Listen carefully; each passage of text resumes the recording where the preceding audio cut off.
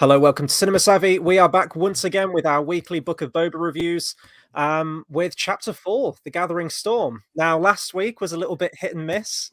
I think even people in the comments were kind of split on last week's, and we both said, I think other people said as well, that Chapter 4 was going to be make or break. So I guess we'll find out through the discussion as we go on. Comments have already been coming in. As always, guys, keep bringing them in. We have been reading them, and we will bring them up throughout our review. So yeah, we encourage you to do that. I don't know where this conversation is going to go. We haven't really talked much about this episode today. Last week, I kind of did a running commentary when I was kind of, what am I watching right now? These weird Vespa bikes, this weird gang. What is going on? But we didn't really do that much this week. So this is going to be sort of like a first time discussion for us, sort of like hashing it all out, spoiler central. So obviously, I think everyone watching this usually has seen the episode by now, but in case you haven't, go and watch it first and come back, because we're going to be going through this top to tail, because there is a lot to discuss with this one. But before we dive straight into it, over to George with the socials. Yeah, absolutely, guys. So, as always, do comment, as Chris has said, hit that subscribe button. Book of Boba Fett's not going anytime soon. 3 weeks it will be going away. And, wow, we think we've got the Kenobi air date locked in of May the 4th. May the 4th is a Wednesday this year. Moon Knight is premiering on the 30th of March.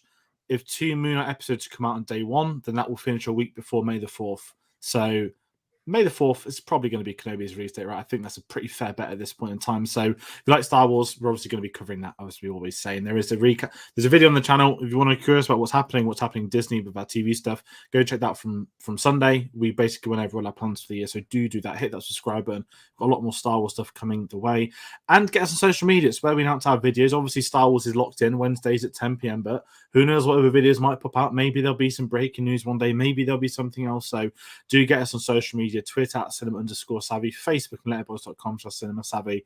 And I haven't been on Twitter for a few hours, but when I was scheduling them earlier, because I can't really use GIFs from the show, I just keep finding really fucking random GIFs off Google to pair it to episodes now. So I think there was one of a bantha that was a pug, and we've never really done dog GIFs on the channel, have we? So anyone's got any random curious things, just they'll be on social media now.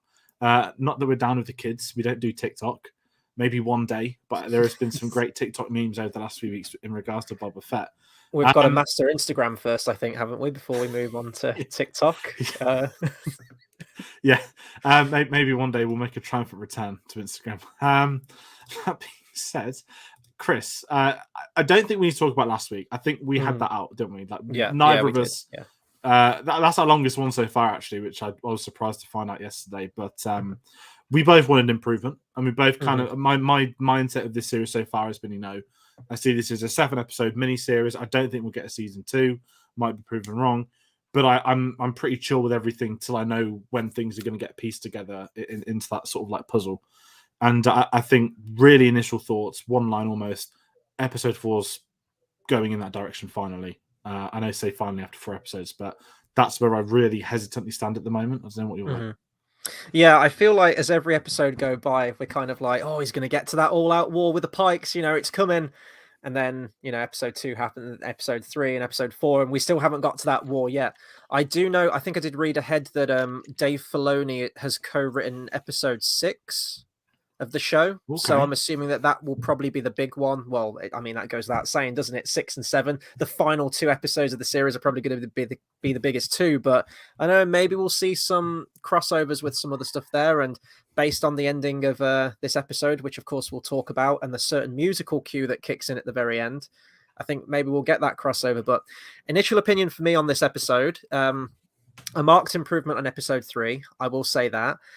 There were still a lot of questionable bits in it for me. We'll talk about it. The mods in the show, which are literally called the mods now, which is absolutely insane to me. But this had some cool Boba Fett moments, I was going to say. There we go. That's a phrase I've coined for the first time on this show. The big moments towards the end, which are always great to see. It's great spectacle, and that was cool to see.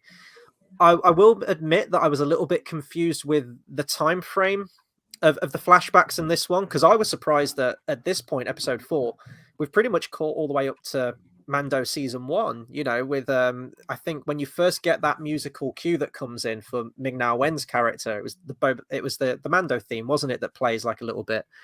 I thought, oh wow, we're here already. We've skipped over 5 years, because it's a 5 year time jump between Return of the Jedi and Mando season 1. And I thought, okay, well, he's been in the Sarlacc for maybe a couple of days. He's been with the Tusken Raider tribe for maybe a few months, half a year, possibly a year at a stretch. And now all of a sudden, he's met Ming Na Wen. Like, has he literally just been traversing the deserts on a bantha for actual years, like for 4 years? I don't know. But I thought there was probably a lot more story to tell before we even got to that part with Ming Na Wen. But I mean, they wanted to catch us up, and they did just that. So to answer Carl's question right there, have we seen the end of the flashbacks now? Yes, I think we so. have. I don't think there's really much more you can tell based on where this kind of all tied it all off, I think. Yeah, I'm with you on that. So I was curious. I don't know if I'd said it on the video, but I was very curious about the year point, because I was wondering, did he just wake up like the day after he fell into the Sarlacc, or had there been months, weeks, years, or whatever? And I think they've kind of unofficially answered it by, okay, we saw the heads of the stormtroopers last week, so we know time has passed to a certain degree. But one thing I think when we sort of spoke earlier, before the Lord of the Rings stuff came out, I kind of said that Star Wars has never really done years. I know that we've got the Wikipedia and, ABY, BBY, all that kind of stuff. But time's been such a minor thing in Star Wars, I would say, like outside of Clone Wars, maybe, in that this is the gap to 3 and 4. This is the gap to 1 and 2. And I was kind of wondering, okay, I don't want them to ever do years in Star Wars. Like, I mean, it was weird in Rogue One when they put the planet names up. Oh, the captions, yeah. I still can't get my head around that. But obviously, I think what I'm going to take from today, which is my initial thought, I think he might. I said to you, I think he's been in there years. You said straight away he could have starved. It's a good point, but I just think I don't know.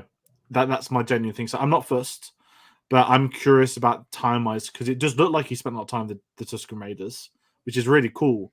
But it's hard when they don't mention it directly as such. And this is where I'm curious about if anything else does pop up. But flashback wise, I think we have reached into the flashbacks of it's like playing PlayStation. I'm fully healed, and we'll never go revisit that previous chapter point again.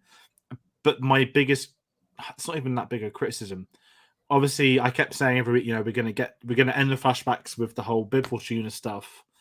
And this is my only criticism really for today's episode is he says he was betrayed by Bib Fortuna. And I'd like to know when and why. Because I've been saying this for weeks, haven't I? Bib Fortuna did something to be killed by him. And then I love this whole arc that, he's come out like, he's not that he's caring, like that's a nice trait, but he's got this sense of nobility. I like what they're doing with the character a lot with this flashback stuff that the Tuskens meant so much to him. I think I would have loved to have seen a scene with him and Bib Fortuna. Did he know he was alive? Did he know anything?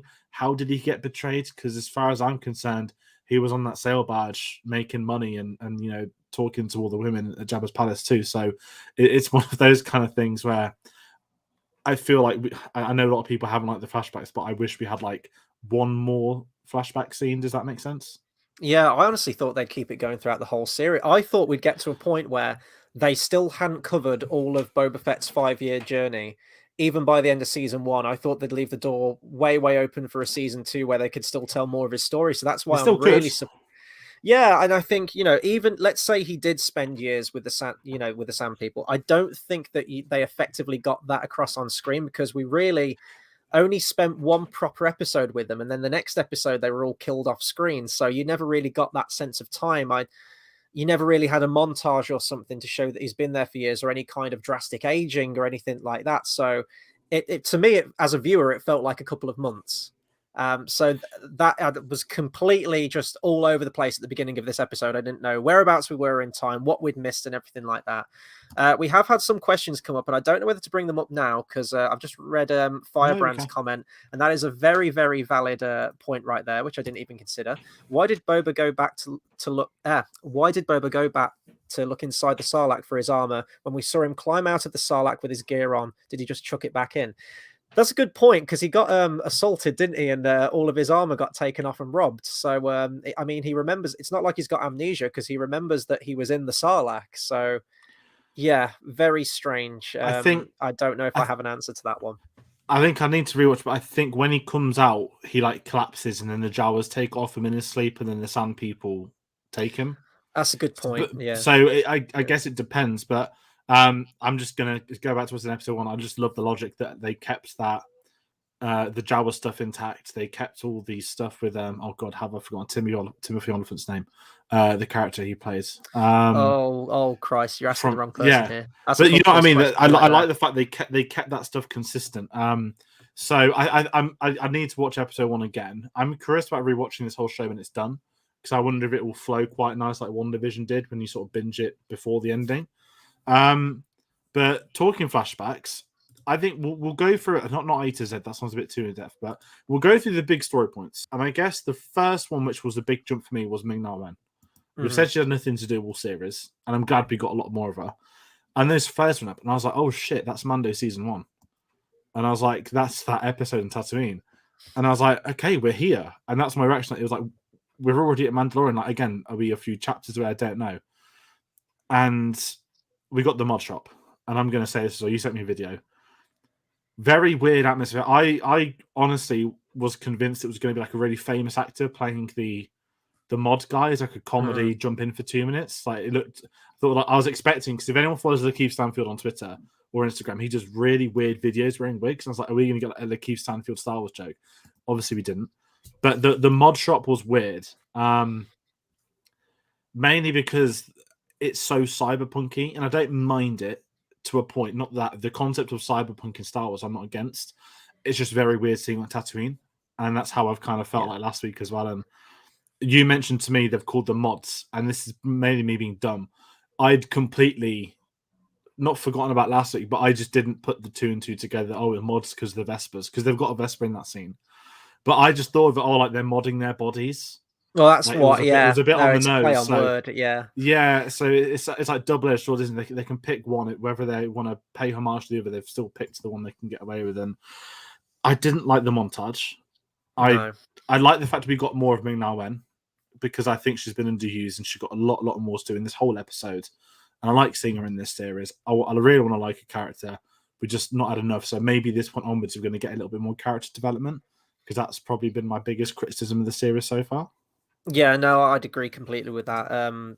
Just talking about the mod scene, I like the concept of them having. They mentioned like droid enhancements when they first mentioned that in whichever episode it was. I thought that's a great concept. I haven't seen that in Star Wars. It's probably been done in like expanded universe and comic books, maybe even video games, but I haven't seen them. And then they showed what the gang actually looked like, and I mean the rest is history. And then when we went to this shop, you're right, it just doesn't fit in with the aesthetic of Star Wars. And I don't know if there was some kind of cyberpunk type planet in Star Wars, or if this was on Coruscant, if it was like in a dodgy back alley on Coruscant in the pits of Coruscant. I'll be fine with that because it fits with it and the kind of techno music and everything. We see that kind of club scene in Attack of the Clones when they're chasing after Zam Wesell, so that would fit more with there. But it doesn't fit Tatooine at all from anything we've seen, and they stick out like a sore thumb. And you know, I think last week we mentioned the Spy Kids quality coming through a little bit more, and I had that with the kid with like the really weird glasses. He did look like someone from Spy Kids 3D almost in that part to me. And then you had this music kicked in which sounded like it was something right out of the Matrix, and again, like the music didn't sound like part of Star Wars. And we said this before with Mando and stuff, that when we first heard the Mando soundtrack, we were like, oh, this doesn't sound like Star Wars, this sounds different. But as time, it's become ingratiated into it. But you've got like this techno beat that's it was kicking so in. Out for one scene, Yeah. so out there. And whereas I think with Mando, when he first started bringing electronical stuff in, with Ludwig, it was that became the thing for the whole series. And certain, Empire had their tech things and these and them, and there was like that consistency of the soundtrack. Whereas this was so one scene, done. And again, like if it came, I mean, it's like the main Boba theme. Like at the start, I was like. Whereas now it comes on, I'm like chanting away, like lying down in bed at like 8:30 in the morning, while I'm trying to work. And it was such a random out there. And even the whole like hand things, like I don't even remember on the concept art at the end of the credits, they have a C-3PO head on their wall. And I was like, cool, you could have done something like that, but I don't think they did it in the episode. But it was a very weird scene. And again, I like that they're doing that nobility. Fett chose to keep her alive. He needs some help. But he is morally a different person. And Yeah, the mod shop. Key question is: are we going to get the mod shop again? I don't think so. I think we're going to get the Christ, Vesper I crew. hope not. We're going to get the Vesper crew. I'm sure of it, but I don't think we'll get that whole weird setup. Unless I'm they trying to need think who would be better to like do the modification. Maybe Babu Frick. Maybe get him doing like the modifications, or Yeah. oh Christ, another episode 9 comparison. Were they like Caesar from Planet of the Apes, where they reconstruct Kylo Ren's monkey mask that and built they're the helmet. soldering and like screwdrivering things back together? Yeah, the monkey from episode 9. I mean, that was weird, but I quite liked it because it was so ridiculous. Weird. But I remembered it. So. But it was also, why do you need to repair Kylo Ren's helmet? Another discussion for another time. You've got Adam Driver on screen, let the man act, because we know we can. Sorry, I was getting off topic. That could be a whole other conversation. Anything? I mean, we just get to Firebrand's brought up a very valid comment. I'm just going to bring this up real quick. I've only seen the episode once, and a lot of it does kind of annoyingly go out of my head, so maybe I need to give it a second watch. But he said, why did Boba tell the droid what his name was, and moments later he tells Fennec that, quote, there are advantages to people thinking you're dead? That's a very good point. I vaguely remember which point you're referring to. Yeah, I need to see it again. Yeah, I need to see it was weird, the whole chat, because I was waiting for him to drop his name, and it's like it's been dead for years. I was like, okay, years have gone by. That's like the time point of where we are. Yeah. Just Ming Na Wen really, really briefly. I mean, it's great that we kind of got an episode with her front and center alongside Boba, but still, I couldn't tell you anything about her character. Her character is literally just there to kick ass. That's all her character is, and it would be nice to get more of a. I'd like more scenes of just them talking together about things, getting a sense of her personality, because to me, phenomenal actress notwithstanding, she's just an absolute blank slate of a character, and she's just really boring to me. And a lot of the characters were like that. I remember in Mando season 2, and I think they kept the group of them together. You had like Gina Carano's character, you had Katie Sackhoff's character, which the name escapes me, and I haven't just from I haven't seen her in Clone Wars or anything like that. And you had Ming Na Wen, and they're all three like identical tanky women that kick ass, but there's just no personality to any of them. So I thought this show would sort of give her a little bit more time in the limelight. We get to know her a little bit more, but the show hasn't really done that. We've still got 3 episodes though, so hopefully they do something, because I do think they are kind of wasting a lot of talent with Ming Na Wen. Yeah, no, I'm with this, because we got a few moments. We got like glimpses of it. You got the shot of, we'll talk about the ship in a bit, but that sniper shot as the doors are closing.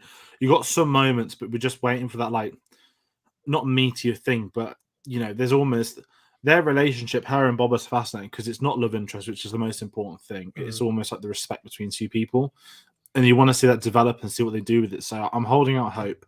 I think today was definitely better for her, that we just got to see her do a bit more, rather than just like sit on the edge of the throne. It was her doing things, or normally she makes a quippy remark. You wouldn't say that to Jabba the Hutt. You could get fed to the rancor, and it's like, just let her act, let her have some dialogue, and I'm hoping it does improve with that. Let's talk the slave one. I can't like Carl earlier. Happy slave one, 80-22. I'm gonna just say this. I know Temuera Morrison said in an interview, I've already forgotten the name of the ship, the Firelight Fire Spray, whatever it was. Chris, I know you Googled it for me. Yeah, it was the make of the ship, wasn't it? Yeah, I don't want to get the Lego debate going from last year, because that was tedious on Twitter, but obviously Lego branded it the Boba Fett Starship, which Lego has called every single Lego set by Millennium Falcon the last 5 years. So, I think even Luke's X-Wing was one of them on the Death Star. But obviously, Temuera Morrison just dropped an interview this week, and he just says, it's the Fire Spray Firelight, whichever one. And there's been everyone saying, it's not the slave one anymore, or this. And I'm just going to politely put this out there until it's said in the show. Not the fact I don't care.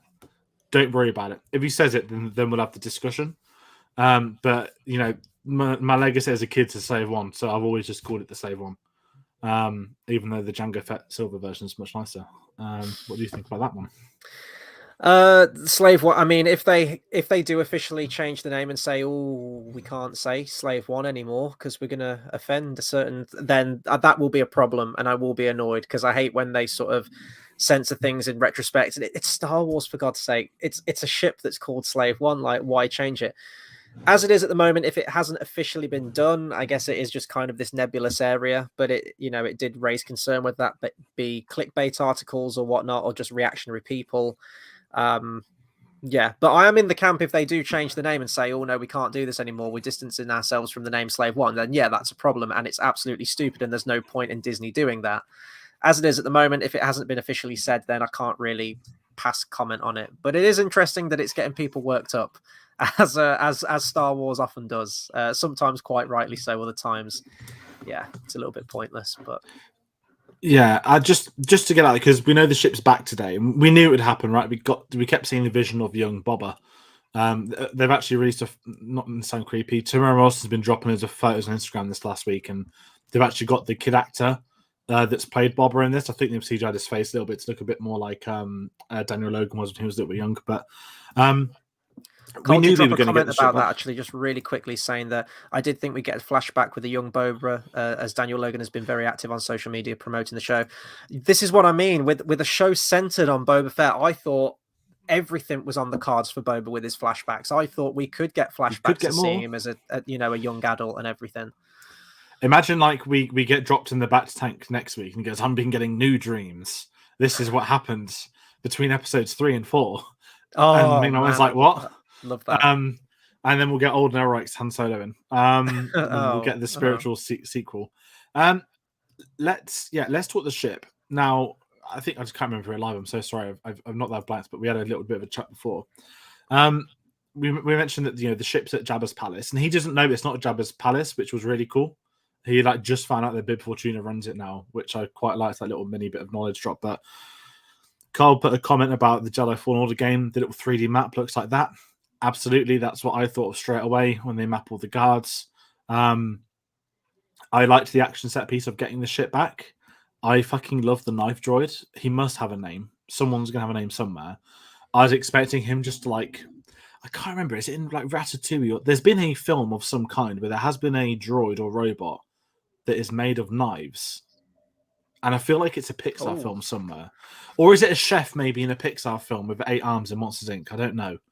But I feel like there's been a Pixar film with a chef.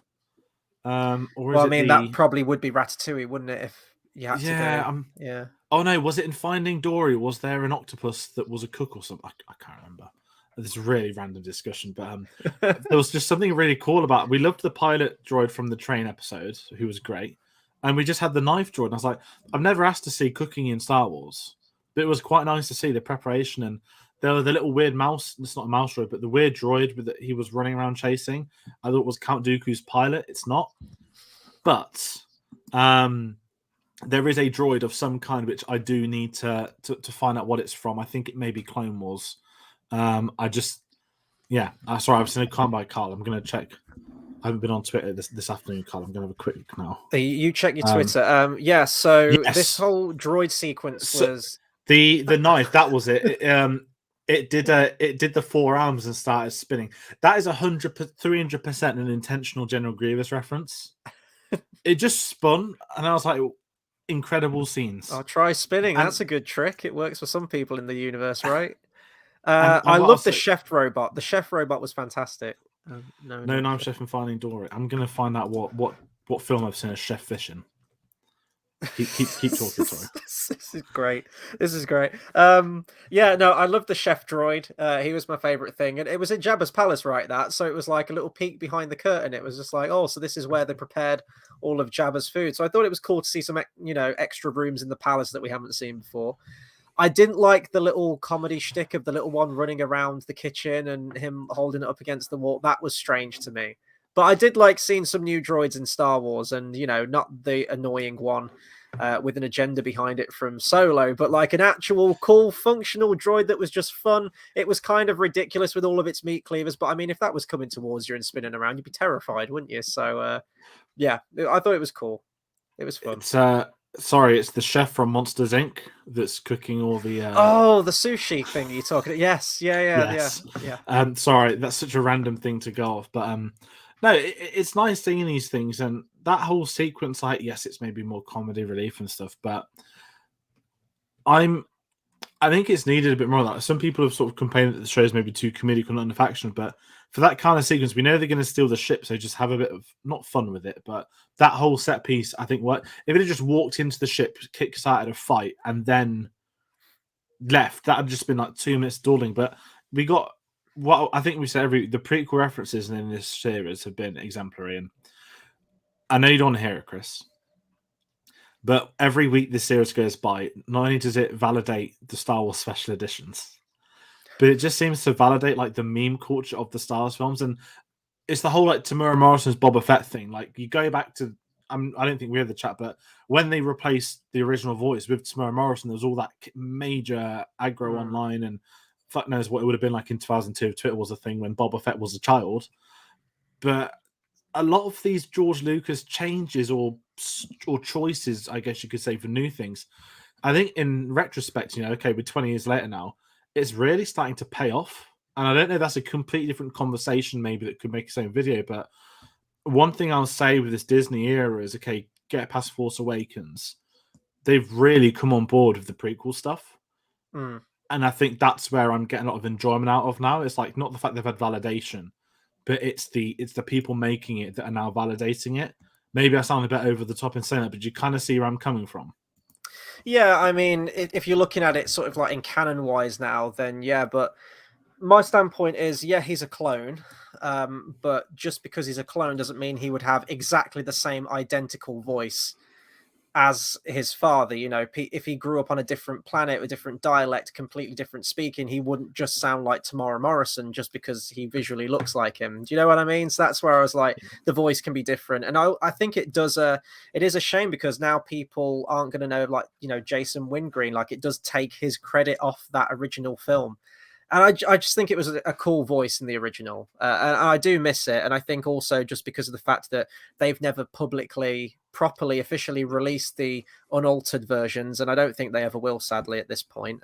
It's like a pipe dream.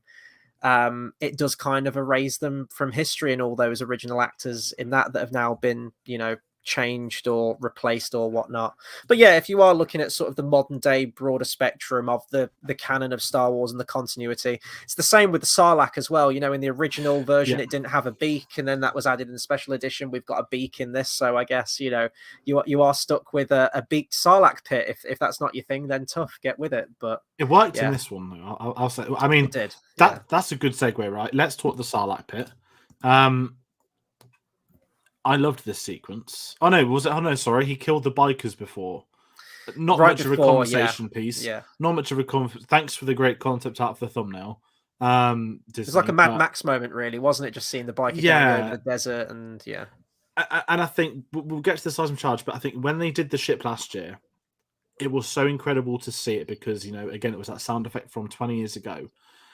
And it would be shitty if Boba Fett just dropped a seismic charge on a group of 20 bikers. So I didn't mind him killing them normally. I know it's a really sadistic thing to say and look in depth on, but it's not the first appearance of the ship in TV world since 2002.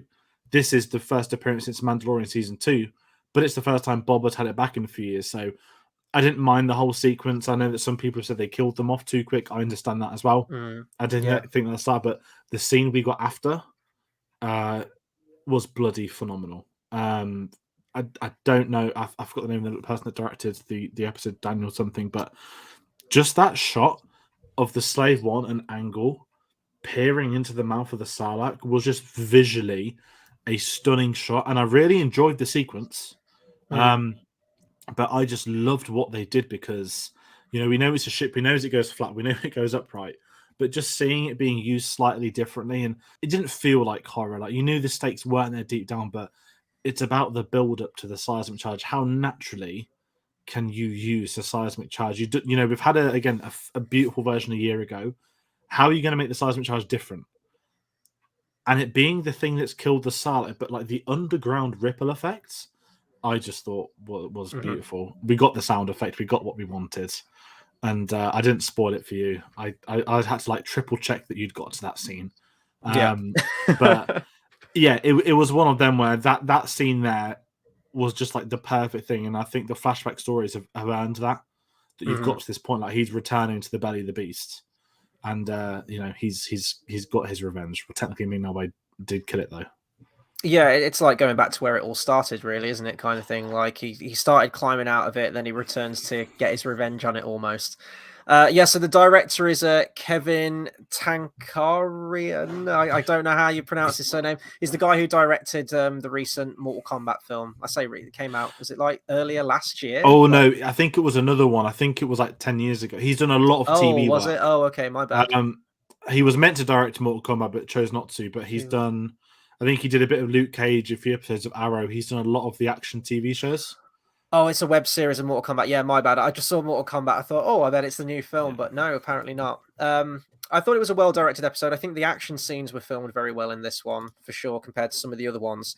And yeah, it's every time you see that seismic charge is dropped, it's always that extreme close-up of it being detached, and you're like, it's like, you know, being a kid again watching Attack of the Clones and having, oh yeah, it always delivers, and you're waiting for that 1 second pause. I don't think there was like a pause with this one, was there? Because it was underground. Maybe I was waiting for the sound to cut out, and I don't think it did. But you know, you get that payoff with the sound effect. And it still delivers. It still delivers. You know, there was that great moment last time in Mando season 2 where like my heart stopped when I saw what was being dropped after all those years. And maybe like slightly diminishing returns. You know, we're seeing it again this time, but I don't think you could physically make a Boba Fett series and not have a seismic charge in there at this point, for sure. I do question though, like with Slave One, like why was that ship being kept? Like Boba was dead. Why would they keep it? Who was piloting it? Was Bib Fortuna just sort of like leasing it out to people to go on missions? Does anyone know how to pilot the Slave One? Is it a, you know, a ship that comes off an assembly line and there's loads of them, so anyone can pilot it across the galaxy? Is it modded specifically for the Fets? I don't know. It did feel kind of convenient that it was there, but it was great to see, as I mentioned, you know, Boba doing Boba Fett type things. And I do get that criticism. I mean, it was a cool shot where he just sort of strafes over the biker gang and just kind of annihilates them all straight away, but it does make it slightly less personal. And I thought there'd be more sort of personal conduct there with it, because they built up like this big mystery, like, oh, who is this gang? Who is this gang, you know, spraying this graffiti around, murdered his whole tribe? And because, you know, even in this episode, he speaks quite reverentially about how the Tusken Raiders and his time with them really kind of changed his whole, you know, his whole outlook on life, really. It seems a bit, you know, unpersonal just to kind of strafe over them and just blast them with a gun and then fly away. I thought he'd get stuck in a little bit more and kind of deliver that revenge a little bit more personally, maybe. So I do see the criticism there, but, you know, the shot was great and it does move us on. I do wonder if it has moved on a bit too quickly, though, if they could have really delved into, not dragged it out to the point of nauseum, but I do feel like they set a lot of things up quite slowly, but we have had kind of like an abrupt payoff to a lot of this stuff, and it feels like they just wanted to get it done. Maybe this series will be a one and done at this point, or, you know, they'll break it up with some Mando, and then if maybe Boba Fett might come back in Mando season 3, and then season 2 will be set after that. But certainly the flashbacks and everything in the past, I think we are effectively done with that at this point. But it does seem like there's still quite a lot of ground to mine with Boba Fett as a character. I don't think we've really had that to its full degree just yet. Yeah, and this is where I'm curious, because there's that conversation with Ming Na when she says, you know, Tuskens wouldn't get killed by this biker gang. It just wouldn't be them. And this is where, because the flashbacks are done, I'm kind of moving on it like for a few weeks in logic. But I think the Pikes are probably going to be behind it all. If these are going to be the big bads of the series, which we assume they will be come episode 7, I wouldn't be surprised if we just got this revelation, you know, oh, we organized to kill the... I think they've announced the guy that voiced the weird one is, oh god, what's his name? Who was in Futurama? Voiced loads of characters across Clone Wars. Not Neil deGrasse Oh, Tyson. DiMaggio. Yes, DiMaggio? John Yeah, DiMaggio. Bender, yeah. So he voiced that weird alien from last week. But I think the Pikes are going to be involved. I think we'll get some big traumatic revelation, maybe a betrayal from someone somewhere, and they'll be like, "Aha, it was us!" And then we'll get, you know, this is, well, not a whole, you know, for England, James, but we'll get there for the Tusken Raiders scumbags. So yeah, I'm curious. Move forward. Sorry, yeah. I was just going to bring up a comment from Carl. I was going to mention this, but I was kind of aware of it when I was watching the episode, and I thought that is such a slight thing and really nerdy thing to bring up, but I did notice it myself. When they broke into Jabba's palace, when they cut through the metal bars, they used the same sound effect they used for the beheading of Count Dooku in Revenge of the Sith. Was really random. I'm so glad that you noticed that as well. I was going to bring it up, but I thought it's not even worth mentioning. Yeah, you do occasionally notice that sometimes. If you know Star Wars inside and out, you'll know every sound effect, every moment, everything like that. And they do pepper stuff like that in, but that one was very noticeable. The Sarlacc got the weird. Whenever in episode 6, I think the camera is when they shoot its tentacle, but you get this really weird sound effect, like an almost weird scream it has. You got that quite a bit today as well. Not to do this nitpicking, but I had to laugh that these tentacles are strong enough to pull the safe one together, and yet Lando and Lando and Hands are strong. I don't care about things like that. That's funny, but it just made me laugh. But yeah, I'm curious with the sound effects are fun. Like, it's like, was it last week when the Gamorreans were getting absolutely battered by the Wookiee? I was getting PTSD to the one being eaten from the Rancor. Oh yeah, and I just love that they reused the sound effects. And I know Disney's not done the Wilhelm scream.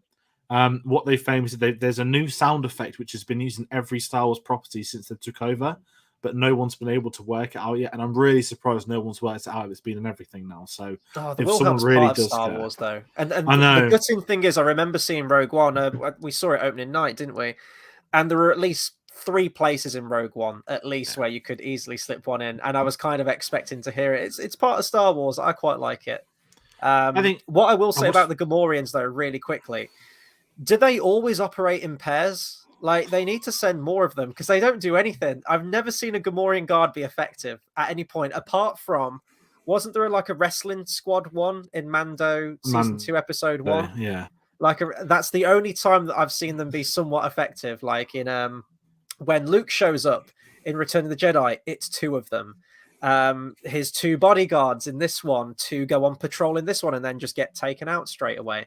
I will say that I would like a little bit more tension in my gunfights in Star Wars, because it just seems like, okay, we can fast forward this. Like, you get 5 minutes of shooty, and I know that shooty is part of Star Wars, I get it, but they're all lined up for the meat grinder. Not just for the fact that these 2 characters exist in the future, so they're going to make it out of it, but they could ramp up the tension in other ways. Like, it feels like you got to have an obligatory body count. Yeah, especially if like a bounty hunter type thing. It's like PlayStation, you're just going to bump off some people till you get to the boss levels. Yeah, what I'm curious by, sort of moving on from the flashbacks into the present day. Now I'm calling this the Godfather scene, and I hate the Godfather anniversary is coming soon. We'll plug that again, but because this is the crime series, everyone keeps comparing it to Godfather, still not of quality, just of the setting and the atmosphere. And the table scene today is the closest we've had to it. I'm not saying Boba Fett's Don Corleone by any stretch of means, but I kind of joked with it, and I've like, is the series going to end with like the organ music from the Godfather soundtrack as Boba Fett's killing off all the heads one by one? And I genuinely think it might at this point in time, but that table meeting, couldn't care less. Let's all team up. Let's not. Someone's going to betray us. Someone won't. Where do you think it's heading? I think just really randomly, like, where do you think this series is heading with that scene, aside from potentially Mando coming in next week?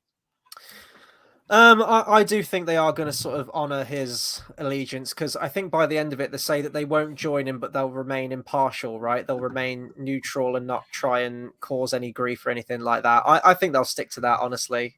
I think, like, by the end of it, there'll be a bigger threat. I don't know what that threat will be. I keep thinking, it'll be Darth Maul. I'm like, oh no, he's dead, isn't he? At this point, it's long since dead. I saw that Carl mentioned Cad Bane. Cad Bane, same. That would be fantastic. I would love to see. I mean, we're getting a live action Thrawn, hopefully. Yeah. Pretty sure we're getting that. If we can get a live action Cad Bane, that's like the 2 off my list. They're the only 2 that I want to see in live action. And then if they did decide to do a season 2, I think if Cad Bane shows up at the end of this, that's a foregone conclusion that there'll be a season 2. Then you could do more of your flashbacks, and you could tell some of those stories that they never got to in Clone Wars, which I think would be cool. But I think by the end of it, they are going to sort of rally behind him and honor him as sort of the leader. And it will be like that Don Corleone effect by the end of it, I think, for sure. Yeah, and this is where I kind of am like, I don't, because I'm still holding that judgment till episode 7, because I do think this is going to be a rounded mini-series. Okay, if there's a season 2, fine. But where it's heading, I can only see Boba Fett being head of all the crime tables, king of the crime lords, sitting on his throne for himself with his pet Rancor at his sides. imagery will be great, but it's can they earn it? And I think now that the flashbacks are gone, there's 3 episodes left, and let's say there's probably an hour and 40 minutes, if we're being polite, for what's left of the series now. And I think we just need to set up the Pikes as the villains with the mayor a little bit more. Maybe they hire Cad Bane or something, or along those lines. But if he's calling in the Mando, which I think we all know is going to happen because we've got the sound effects, he's got a Rancor he wants to ride into battle. He has the Vesper gang. Okay, I understand that. And Black Kristan is clearly part of his team now. That's a lot of muscle to take on a pathetic mare, the weird Twi'lek geezer, and the Pikes, who are they're all the same. So it's just like stormtroopers, isn't it? Get rid of them, it doesn't really matter. And he's calling in more muscle as well. That's the main thing. Like, he's got all these people, he needs more. It's like, more, and I think more. I think someone's gonna someone's pulling the strings. Now, I don't like quoting Twitter rumors because they're nonsense, but there's a rumor doing the rounds recently, so take everyone as a pinch of salt, please. That with this television universe they're doing for Star Wars, this post Episode 6, early 10-year period, a lot of people are saying everything is building up for a Thrawn series. Alongside of Thrawn will be the villain to Ahsoka. Thrawn was involved in Mando. Thrawn could be involved in Boba Fett. Now, it's an easy name to chuck around being involved at that period of time because we now know he does exist in the new canon, and we don't know his system, how he is right now, because with the ambiguous ending of Rebels. Now, I don't want Thrawn to have been involved in picking, I'm choosing the Tatooine Crime Lord, because he has no business needing to do that. But I feel that if they want to really up the stakes, if you're bringing all this muscle, again, a fucking Rancor, we need to see it on the other side. Now, whether they kill off, Ming, whether he gets betrayed by Ming Na Wen or something, I don't know. I'm not too fussed. I couldn't see it personally, but what I would really want to see in the next few episodes to earn this ending, again, we've got imagery of Boba Fett riding into battle on a Rancor, potentially with the Mandalorian, who has a fucking Darksaber at this point in time as well. That imagery, it can't just be against a mare. So going back to Cole, I really hope Cad Bane's in it. I think as a reveal, that would just be phenomenal to get that in live action. Bounty for a bounty hunter series as well.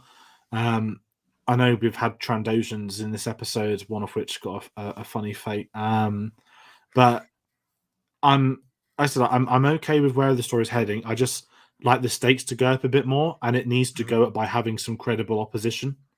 Yeah. And you need an opposition that's kind of on Boba's level as well, and what better person to pick than Cad Bane?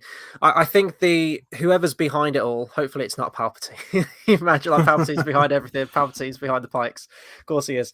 I think it's going to be someone that the fans know, and it's going to be a known character. I don't think it'll be a new character. I'd be fine if it's a new character. I'd kind of welcome that, to be honest, but I think for it to have the impact it needs to be someone recognizable. And if you lay all the options out there of who could be around by this time, I think that Cad Bane's probably the best focus, and he's the more, as I say, on the level with Boba Fett. It's not someone grandiose. It's not like, like some kind of Inquisitor or lightsaber. We hope not. Well, I hope not. Lightsaber wielding bad guy or something like that. It needs to be someone, blaster, jetpacks, all that kind of stuff. So, yeah, either of those options, either someone completely new or Cad Bane, those are the ones that I'd like to see, I think. And we got Cad Bane in Bad Batch, which shows that, the new era has seen him, it has used him post-Clone Wars. And Filoni writing Episode 6, fingers crossed, hopefully. Again, yeah. He wrote the Ahsoka episode, didn't he? Directed that, and I think he's directing Episode 6 as well. So if that's going to be the one, cool. And I just think where we are, I think with this episode, without moving too much into the final thoughts, we've got past the flashbacks. I think they've settled that in a good way. And I would have liked to have seen a Bib Fortuna, but we know where we are and what they now need to do story-wise. And I think they've got enough episodes. Again, 3 episodes in the present day. You can 100% build up some villains, build up the plot. The beauty of Mando is that because it was so centric to Mando and Baby Yoda, it's fine to nab Baby Yoda because that's such an obvious thing, but story-wise it was the right thing to do, and you had those stakes to find episode. But the stakes of Tatooine, let's be blunt, no one cares about the fate of Tatooine. Being absolutely honest, Are the Hutts involved still? Is someone else involved? There's all these variations that's going to happen, and I'm really hoping not to do these silly Godfather comparisons, but I'm just hoping that for a crime series, we are going to actually get some really like worthy crime moments. I know a lot of people said Boba's gone soft with this. I don't mind the experienced noble Boba heading it all, and I'm not saying I need to see him be ruthless. We want him to be ruthless. We know he can be. We know he will be. But can we get the right scene where he has to be? And that's kind of where the bit I loved was the Rancor's putting its hand through the grill at the bottom, because that's the kind of intimidation he has. Like, they will shut themselves, and he obviously just feeds it some chicken or whatever animal it's meant to be. And I just kind of sat there saying, like, again, this is great because yes, you don't have to take my side, but I've got a fucking pet Rancor underneath you all right now. And it's that kind of thing I'd like to see a little bit more of. I wanted to talk about the throne briefly as well. I think I don't know if it was Boba who says it or Ming Na Wen's character, where she says Jabba used to sit on that throne. And I was like, I don't want to split hairs, love, but I don't think he ever sat on a throne in Return of the Jedi, did he? He was on that kind of bed that wheeled across the Rancor pit. Yeah, he ain't gonna fit in that chair, like, at all in any way. So I don't know what she was chatting about there. I don't know why it's a throne. I know it looks cool. It looks like a bit like Conan the Barbarian at the very end, where he's kind of sat in the chair and everything. It looks that'll be the last shot of this. You know how? Yeah. Sorry. Go on. I was just going to say, like, Bib would have needed a throne, granted, but she specifically says, "Oh, that used to be Jabba's throne." I'm like, he never was on a throne. I didn't see him on a throne. I didn't even see that throne in the background in Return of the Jedi. Maybe I need to go back and look out in the background for it, but I don't know. That was weird to me. With the throne thing, I don't know if it's the Game of Thrones imagery, but yeah, I think because the last shot of the Mando technically was, Boba and Ming Na Wen on the throne together, which was a great shot, the great sound, the theme. If this series is going to end, it'll end with Boba on the throne, helmet off, war-torn armor, covered in blood or something, just sat on that throne like a fucking winner, like the Godfather. So I think that's how the show will end. He will win. It's a Boba Fett series. He has to fucking win. But can we get the journey of him winning done really well? And, at the end of the day, I still trust Favreau. I trust Filoni. And Robert Rodriguez, I've not done that much of his work, but I know he's got it in him to fucking, going back to the Mando, right? When we got the scene of him getting the armor back, I think they're holding off getting that insane side of Boba, because when we are going to get this, if you had that every episode, Boba Fett being cool for a scene with guns, it'd be worth it. And I think we're building that, and I think we're going to get a moment, we're going to get a breaking point somewhere where we're just going to get him on this absolute rampage, all that kind of stuff. And I'm curious about how they're going to get there and what they're going to do with it. Yeah, I think they need some Boba action just to please the fans. Like, that's what it's all about for a lot of people. Was the beginning and end for Boba's character for a lot of people, and that's what people want to see, I think. I want a little bit more sort of. I like the political stuff. I really do, and I want them to go into that a little bit more. Not concern ourselves with random chase scenes that are just pointless. And now that the flashbacks are out the way, let's get to like the actual meat of this story, because I still feel like we're kind of dancing around the story a little bit, and I want them to let's get into it. Like, we're on chapter 5 next week, for God's sake, out of 7. Like, there's not much time left, and it's it is a little bit frustrating with this series so far, but there are good bits. It just feels like it's kind of peppered with a lot of stuff that, well, yeah, this is fine, but let's get to like the real heart of the story. We do have one other major thing to talk about as well, which is the Black Chrysanthemum scene in the bar. I actually really liked this sequence, and we get to see some Wookiee arm ripping, which I thought was cool. I know that was a deleted scene. I think I mentioned this when we got him last week, maybe. I wanted to see him do that in the fight, and I finally get to see him do it, and it's great. As I mentioned, I know that Chewbacca had a deleted scene in Force Awakens, which I think you can find on YouTube, where he rips Unkar Plutt's arm off, but they didn't put that in the final film. I just think he's like one of the coolest character designs I've ever seen in Star Wars. He's easily probably one of my sort of like modern characters, probably one of my favorite ones. And I actually really like she probably has a name. I didn't catch a name, but the Twi'lek woman, Jennifer Beals. I really like her character. I find her fascinating, and she's a character I want to see more of as well. Yeah. She's keeping the peace, but she feels she might be regal. involved. but very fake. You know, she's keeping the peace and just putting this face on this image, this upper class image in this bar. I really find her character fascinating. I like how she conducts herself, how she talks, and just everything like that. I think we've only had her in 2 episodes so far, maybe 2 or 3 sort of brief little appearances, but I kind of want to get to know her character a little bit more. But I'm glad that Chris Anton's now on the team. He's an absolute loose cannon, but he's great. And I like how she talks about his exploits as well.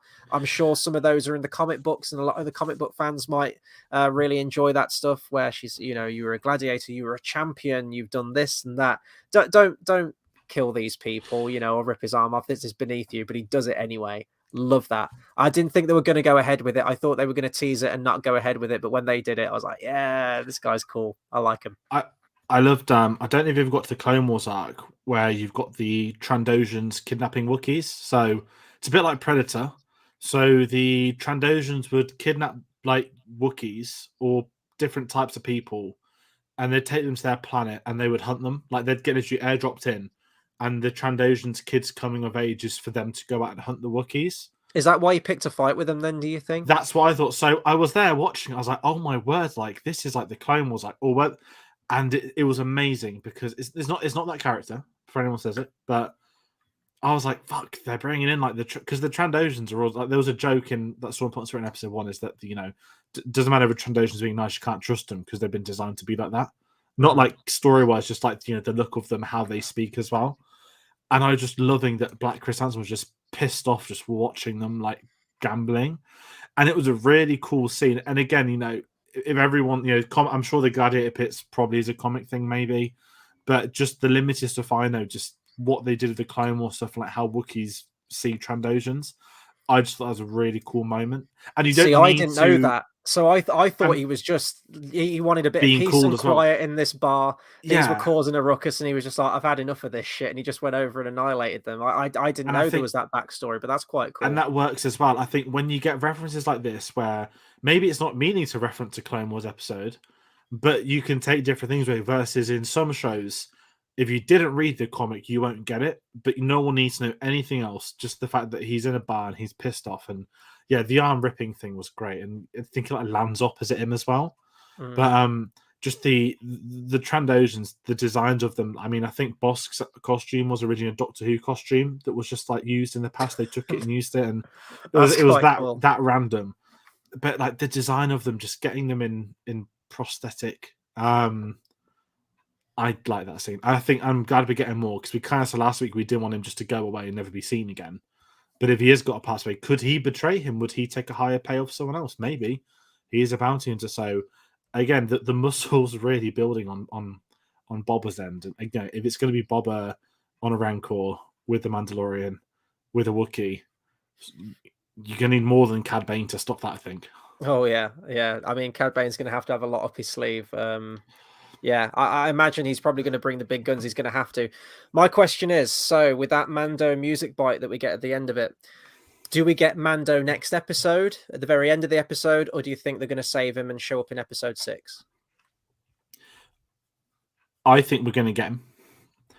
The capacity of getting him is probably the biggest question. Are we going to get him in person in the scenes with them? So obviously, you know, 3 actors play the Mando in that costume, you know, and obviously Pedro does the voice and stuff, but they certainly could have used him for an action scene if they wanted to. Or will he be a hologram saying, sorry guys, can't make it this week. I'll see you all in December, or something like that. So I do think we're going to get a Mandalorian cameo. The capacity of it is my big one. I might live to regret this, and if he pops up as a great action scene, I'll fucking love it, because I love the Mandalorian and the music that surrounds him. But personally, I wouldn't like him to come in and be a key player, because I think he would completely overshadow. I was just going to mention in the same way. Yeah. Luke didn't overshadow the Mandalorian. Luke was a natural fitting point in that series where it was heading, what had to happen. Mando going to Tatooine to help Boba Fett doesn't strike me as this is so important to what he's doing right now. You know, so if he's in it and it's a polite, I can't come to battle, guys, sorry, maybe I'll send XYZ in my place, or I'm busy, you know, doing things, I won't mind it. But I do think we're going to get cameo. Maybe we'll get other Mandalorians. I know he's got his creed. I know there's still a few of them alive. Carl's just put, I'm thinking more Bo-Katan. 100%. Maybe Sasha Banks will pop up from wrestling again. I do think we're going to get somebody we have seen, but I don't think we're going to get in action Din Djarin, which I think is a fair bet to make. I think it's got to be Mando. Like, they played that theme at the end. I'd be absolutely gutted if they played the Mandalorian main theme and then we get Bo-Katan or someone. Like, I feel like I'd get like massively shortchanged with that. But I do agree with you, and I was going to bring that up. I think because they are such a visually similar character, with most of the same weaponry and everything. If you've got Mandalorian jetpacking around like he did in the Crate Dragon episode and being awesome and kicking ass, I do think he will take the shine away from Boba, and I think he will do that because we haven't really had much of badass Boba this series. We haven't really had any kind of groundwork on him being a badass. He's been very calm, collected, methodical, a very different character, really, from what we've seen him be before. For better or worse, some people could say that's character development. Other people can say that that's a. I've seen articles saying it's a bastardization of the character. They've nerfed Boba Fett, who was the coolest bounty hunter in the galaxy, and now he's just kind of a passive guy.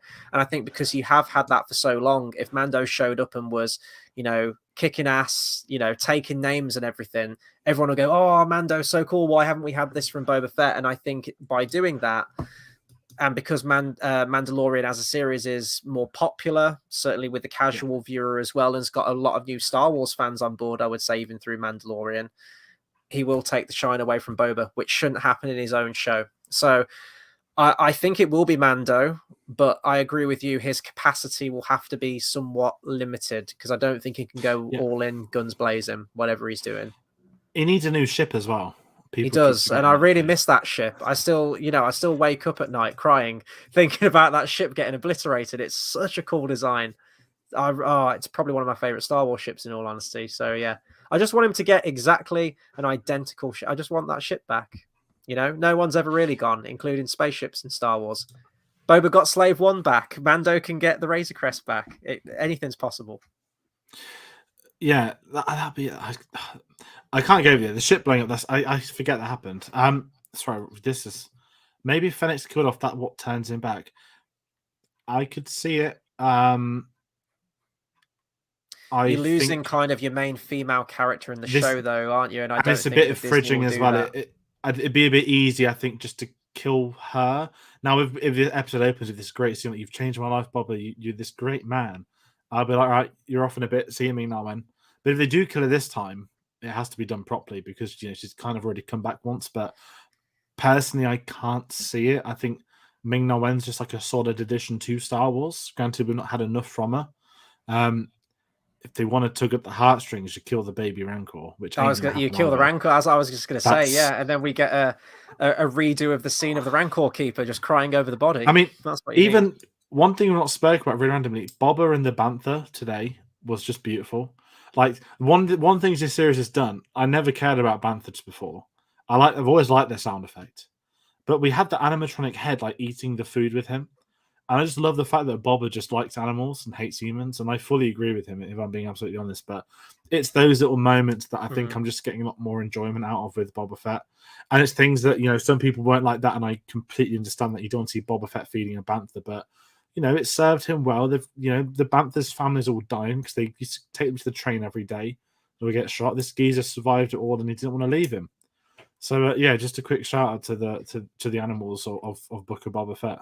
So the Banthas have come a long way because I remember in A New Hope, they literally, I think, got an elephant, dressed it in like the skin and the fur costume, didn't they? And I think there are some moments where you can very much tell it's an elephant.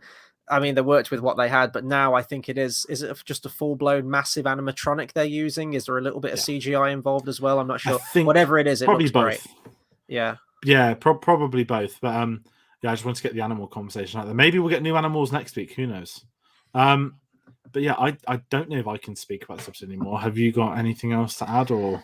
I mean, we were just talking about character deaths there. I think if anyone's going to die this series, I want to see the gang, the mods, die slowly, painfully, horribly, in the worst possible way at the hands of Cad Bane.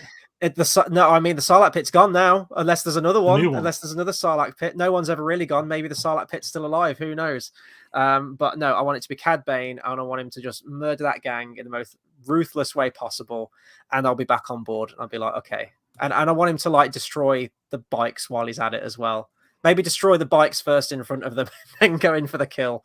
Attack the heart, Osborne. First, we go for the heart. But no, if I'm giving final thoughts on this episode, I wasn't blown away by it. I will say that. Don't get me wrong. Some of those shots at the end, seeing Slave One in action is always cool. Every time a seismic charge is on screen, I'm a simple guy. I like the seismic charges. That gets a smile out of me. But the rest of it, it's still lacking in that character development for me. There's not enough sort of meat to the story or drama or real emotion going on from any of the characters at the moment. I'm just kind of watching events play out. And that mod scene as well with like the weird techno matrix music was just so wildly out of place for Star Wars. And I really hope they don't keep devoting screen time to them, because it snaps me out of the immersion, and it snaps me out of Star Wars and the world I'm watching. But yeah, I think episode 5 next week. I keep saying episode 5, chapter 5. I think that's going to be more of a filler episode. I think it is going to be more, oh, this war's coming. We're preparing for war. I think it's going to be another one of those episodes again. And then I think it's going to be episode 6 with Filoni writing it, and episode 7 where it's really going to ramp up. So I think next week is going to be a slower episode again. Hopefully a lot of intrigue in there. Hopefully more of the political stuff going on. But I do think it is going to be quite a slow-paced episode. And then I think you're going to have your two-parter at the end where all guns are blazing. I think it might be a bit like Mando last year. I think episode 5 is going to be a big one. Sorry, chapter 5. I must keep it the same. I think next week's going to be all plot. And I think 6 isn't a filler. You know how the Pullman Mando was the great one when they went to the where Joe Chill was there with Bill Burr. Yes, and it was it was story, but it wasn't high stakes. It was to push to the finale. I think we might get that. I think we might get a big one next week. Then 6 be more chilled out, prep for the final war. Then 7 is just where the madness begins and ends. So that's what I'm thinking of the moment. But then again, if 6 is the Filoni episode, we knew back at the start of Mando season 2, we said the Filoni episode is going to be the Ahsoka episode, and it was. So who knows what's in store? But I really hope they've got 3 episodes, hour and a half, hour 40, whatever. Get that done, and then hopefully we can look back at this series and if it all works out, it all works out great, and it'll probably work better as a rewatch in the future. But they've got a couple of big things to do to get there, I think, personally. Yeah, no, I agree. And we'll see next week. I mean, it comes around really, really quickly, week by week. We haven't got all too long to go. 3 more weeks, and then it's all said and done for the Book of Boba Fett. And of course, we'll be here for those next 3 weeks. So obviously comment with your thoughts as well on the Book of Boba Fett. A lot of people have already. But, we reply to all of your comments as well. We love talking about Star Wars and speculating where this show's going. So maybe there's something we've missed in this episode. There was a lot going on. So if if there's something that we did forget to miss, do drop us a comment, like, share and subscribe, all of that good stuff. And of course, for more Book of Boba Fett, we're back every Wednesday at 10 p.m. GMT for our spoiler discussions. So it's going to be interesting to see where it goes across the next weeks. George, what else do we have coming up on the channel? We did our update video, kind of laying out a lot of the stuff, but this is more the immediate stuff this week. What have we got coming out? Yeah, it's pretty lively. So tomorrow at 10 a.m. there's going to be a video that drops. It's the Belfast red carpet from October, because Belfast is out on Friday. Chris has already seen it. I've been seeing it Friday evening. We'll have a review out on Sunday night, I think we're going for, but we're always going to say go hit us up on social media. And Nightmare Alley is also out this Friday, and there should be a short review for that on Saturday. I know that came out a couple of months ago in America, but it's one of those films that we always just get 3 months later. And Guillermo del Toro is obviously a massive favour on the channel, given that he beat Nolan somehow for Dunkirk. So that's going to get fun. You'll never live that down. No, I might. Never. But it does have Willem Dafoe in it. And Willem Dafoe is hosting Saturday Night Live on the 29th of January. I've never cared more, unless it's Adam Driver hosting SNL. But Willem Dafoe is going to be doing memes. I'm just going to keep plugging Willem Dafoe because he's on a roll this year, isn't he? Let's be fair. He's absolutely on it, and let's hope that's funny. But Nightmare Alley should be up on Saturday review, Belfast review Sunday, red carpet tomorrow. A lot of things happening. Things are in movement. As I said, we did announce a lot of stuff on that video on Sunday. Do check that out. We go over our plans, what we're trying to do for the year. There's a licorice pizza review from yesterday, and we're going to be doing a Godfather. We keep bringing up the Godfather. We're actually at a perfect time with Boba Fett.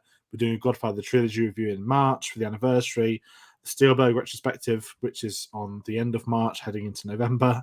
That's going to be a long one, so do check out that video. If you're curious about what reviews we're doing, what the formats are going to be. I mentioned we even had a Moon Knight trailer this week. that won't be a weekly discussion because we've said we're not doing that for Marvel anymore. So, yes. Lord of the Rings trailer today as well for Lord more of the TV. Rings, yes. More TV. This year, we had that in the discussion. This year, we are shocked at how much TV we're going to cover. And we might, this is my ballsy prediction, there's a horrible chance that The Last of Us, Lord of the Rings, and Mandalorian Season 3 could all be airing at the same time. For whatever reason, I hope the scheduling gods don't do that. Lord of Time the 2nd. I'm going to, 8 weeks, put Mando on in November, please. Put Last of Us on whenever they want. Maybe do a Mando / Last of Us at the same time, so we have like Pedro Pascal twice a week. Who knows?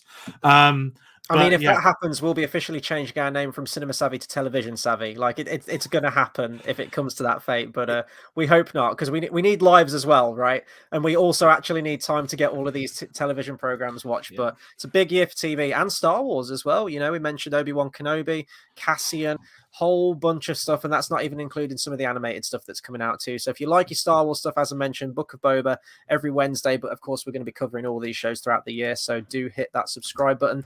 And you mentioned the socials. It's the best place to follow all of this stuff that we've got coming out. So that's Twitter at cinema_savvy, Facebook, and also letterboxd.com/cinemasavvy. Follow us on there. It's the easiest thing. It's more visual and you'll get all the times on there, and we'll keep you up to date. That'll do it for this week, guys. We'll see you back at the same time again next week for more Book of Boba and everything in between. Until then, take care, everyone. See you next time.